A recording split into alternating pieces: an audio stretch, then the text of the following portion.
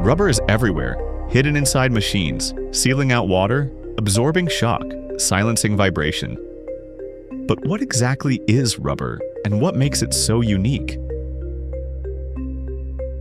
At its core, rubber is an elastomer, a special class of polymers made of long, flexible chains of repeating molecules.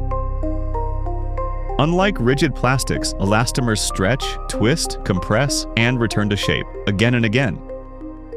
But raw polymers alone aren't enough. To become rubber, they must be transformed. The key is vulcanization, the chemical process that bonds polymer chains into a stable, flexible network. Imagine a pile of spaghetti loose and tangled. Now pin it together at key points. That's vulcanization, a network that gives rubber its memory, its strength, its bounce. There are two great families of rubber.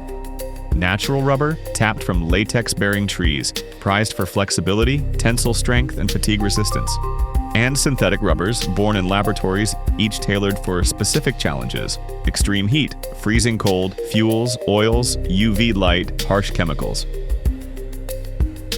Chemistry decides performance. Some rubbers cushion, others resist abrasion. Some thrive in oil and fuel, others withstand decades of sunlight. And rubber can be tuned. Add carbon black, and it grows tougher and darker.